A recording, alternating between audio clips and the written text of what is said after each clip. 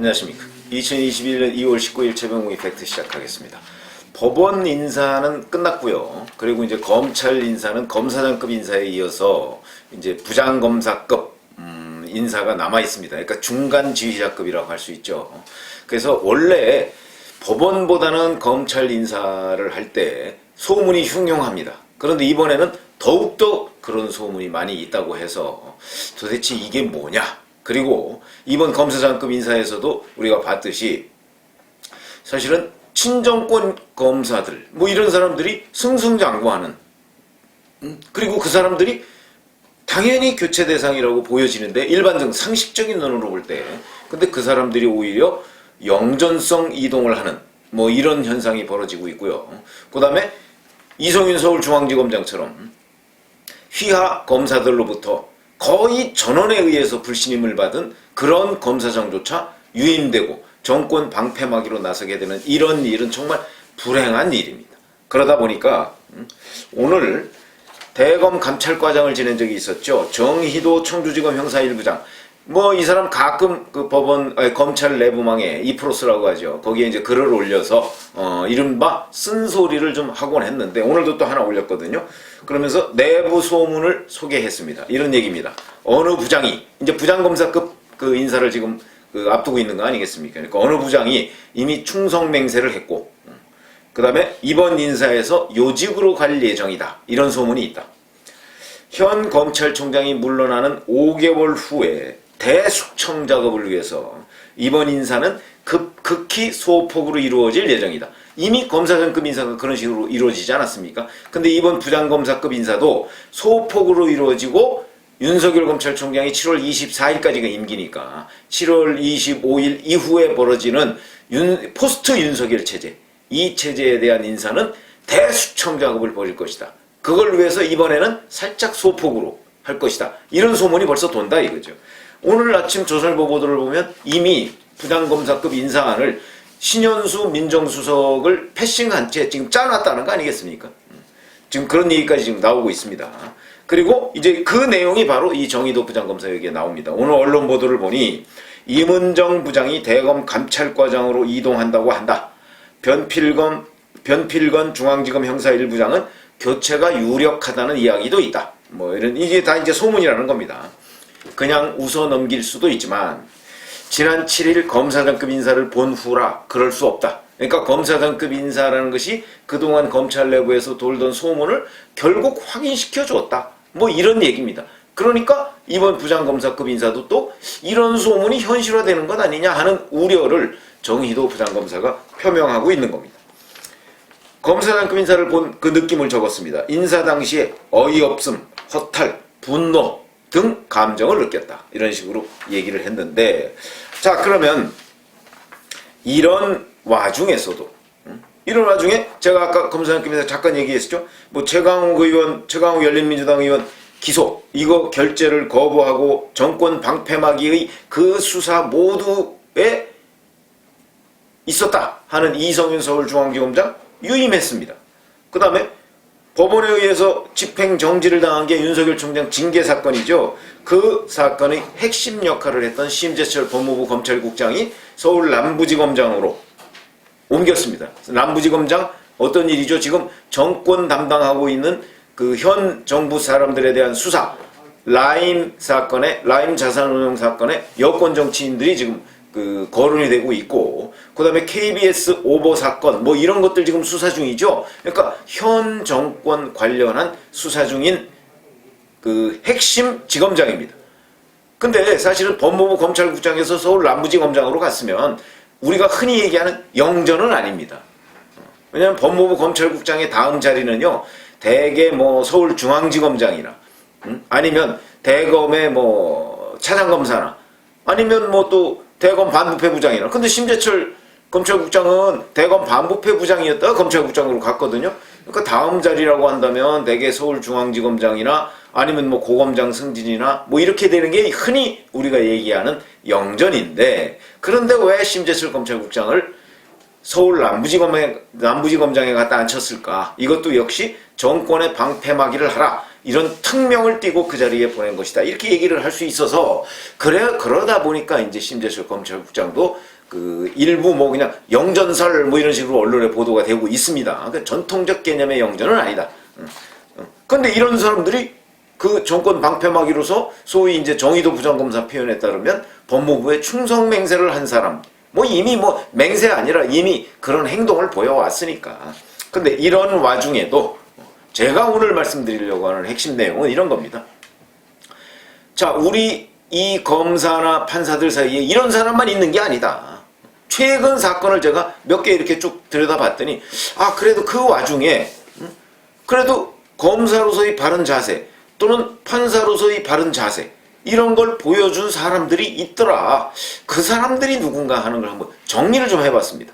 그런데 제가 이 사람들을 칭송하려고 하는 것이 아니고 이 사람들이 한 일을 저희 같은 기자가 볼 때는 정상입니다. 정상적으로 검사로서의 역할을 한 사람, 정상적으로 판사로서의 역할을 한 사람, 판사가 제대로 판단하고 수사가 제대로 수사를 했다면 그 사람이 정상입니다. 그런데 이런 정상적인 일을 한 사람이 오히려 지금 칭송받는 문재인 정부가 됐다. 이게 비정상이죠. 그 말씀을 드리려고 합니다. 지금 많은 사람들이 왜 과거 그 중국 고사에 보면 뭐 거세 개탁위원을 뭐 어쩌고저쩌고 하는 그런 거 보신 적이 있죠. 그걸 구론의 어부사라고 그러던가요? 거세 개탁 세상의 모든 사람이 탁하게 살아도 뭐 이런 얘기입니다. 그렇더라도 그 중에 정상적인 판단을 하고 있는 검사와 정상적인 판단을 하는 판사가 있더라. 그런데 그런 사람들을 우리가 여기서 굳이 소개하지 않아도 되는 것이 과거 정부까지의 일이었는데 문재인 정부 들어서는 그런 사람을 우리가 칭송해야 하는 이런 상황까지 했다. 그러니까 비정상이 일상이 됐다. 결국 이런 그 반증이 되는 겁니다. 누가 있냐? 예를 들어서 지금 신현수 민정수석 휴가가 있죠. 신현수 민정수석이 한 것은요, 검찰 조직을 정상화하겠다는 겁니다. 아니 법무부하고 검찰총장하고 맨날 그렇게 싸우거나 법무부 장관이 맨날 머릿속에 검찰총장 어떻게 하면 핍박할 것인가, 살아있는 권력 수사 못하게 할 것인가, 이것만 연구해서 되겠습니까? 이걸 정상화하자는 게 신현수 민정수석의 판단이었던 것 같고, 그걸 그렇게 하라고 해서 문재인 대통령이 직접 전화해서 신현수 민정수석을 수석 자리에 갖다 앉혀놓고서 완전히 패싱을 해버렸죠. 누가 정상입니까? 누가?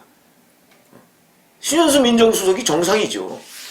근데 우리가 이 사람이 잘했다 이렇게 지금 얘기를 할 수밖에 없는 상황이 돼버렸다. 이 얼마나 비극이냐 하는 말씀을 드리지 않을 수가 없고, 그 다음에 예를 들어 이런 사람 또 있습니다. 조상철 서울고검장 같은 사람이 있죠.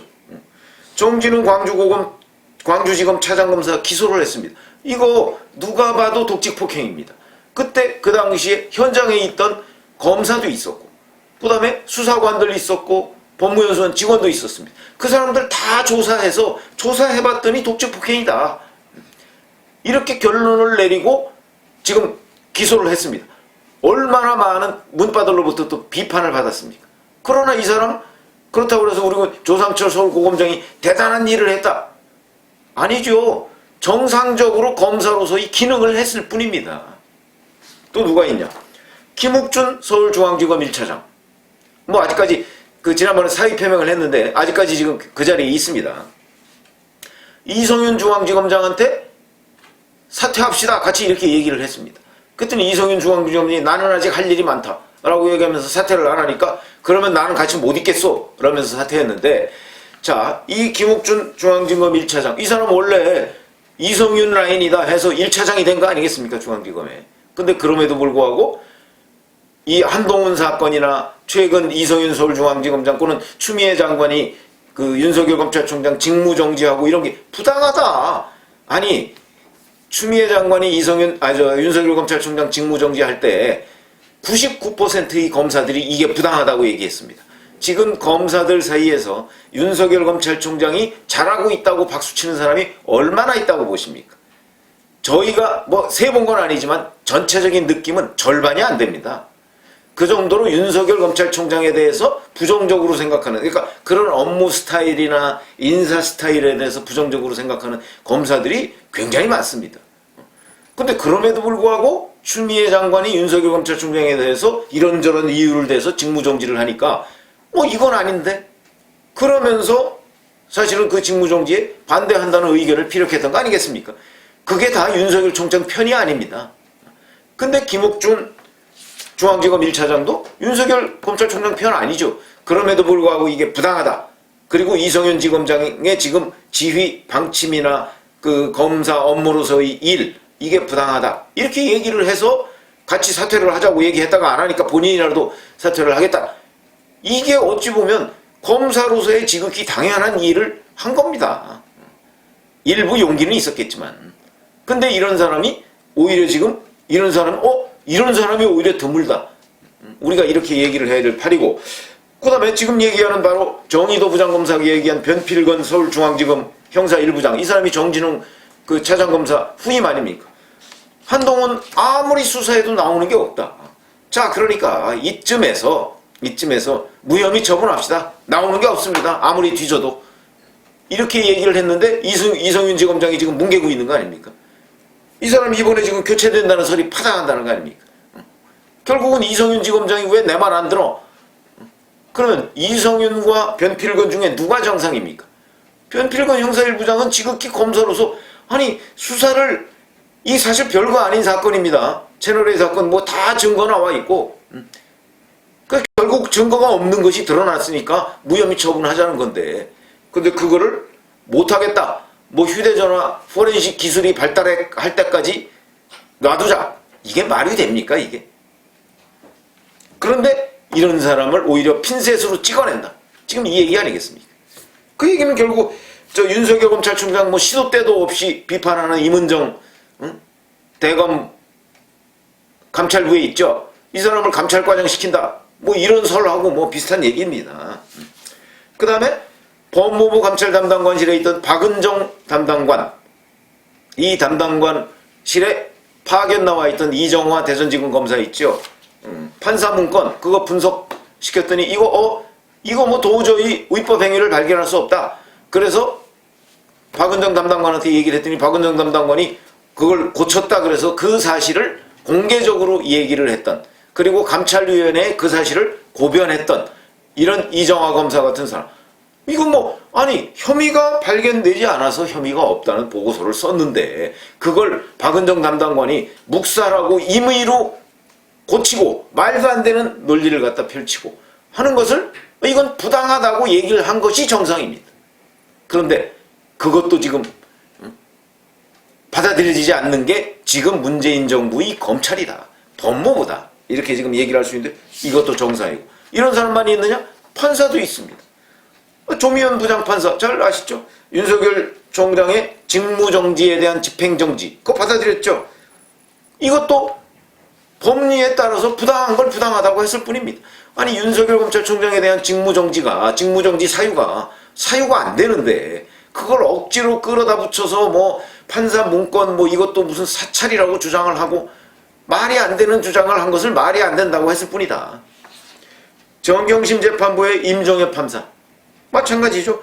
한 번도 정경심 교수가 잘못을 인정한 적이 없다. 객관적인 물증이 나와 있는데도 불구하고 그 부분에 대해서 모른다거나 아니라거나 동양대 PC 그거를 한밤중에 가서 가지고 나오면서도 그게 무슨 증거를 보존하기 위한 것이라는 등 어쩌고 이런 주장을 펼치는 사람에 대해서 당신이 부당하다고 얘기를 했을 뿐이다. 지극히 정상적이고 합리적인 판단을 내렸을 뿐이다. 행정법원 행정12부 홍순욱 부장판사 윤석열 총장 징계에 대해서 이게 다툼의 여지가 있는 것이고 정치적 중립? 그게 무슨 정치적 중립 위반이냐?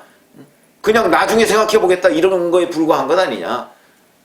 지극히 정상적인 판단이다. 그래서 제가 지금 말씀드리려고 하는 내용은 지극히 정상적인 판단을 하고 있는 판사와 검사 최근만 봐도 꽤 많습니다. 그런데 이런 사람이 우리 사회의 희망이 되는, 또는 우리 사회를 뒷받침하고 있는 어떤 튼튼한 기둥이 된다고 우리가 평가를 해야 되는 이 상황, 이게 저는 불합리하다. 이럴 상황도 앞으로 1년 남짓 정도밖에 남지 않았습니다. 자, 그렇게 되면 이제 이런 식의 비정상이 정상을 회복되는 일이 오기를, 비정상은 그냥 비정상으로 돼야지. 왜 문재인 정부 거의 4년여 동안은 비정상이 마치 정상적인 것처럼 살아있는 권력에 대한 수사 이런 걸 못하게 하는 일이 그게 검찰개혁인 것처럼 둔갑을 해야 되느냐.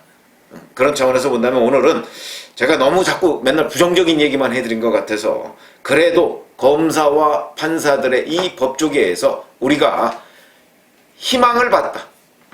그런데 애석하게도 그 희망이 굉장한 용기를 가지고 자기 분야에서 일을 한 게 아니고 지극히 정상적인 판단을 한 사람들을 제가 희망이라는 단어로 그 사람들을 이렇게 여기서 지금 소개를 해드려야 되는 이러한 상황이 참 안타깝다, 이런 말씀을 드리지만, 적어도 이런 사람이 판사와 검사들 사이에 이렇게 아직도 있다는 것은 우리 사회가 희망을 버리기에는 좀 이르다, 이런 판단이 들어서, 더군다나 뭐 앞으로 문재인 정부 임기 1년 남짓 정도밖에 남지 않았습니다.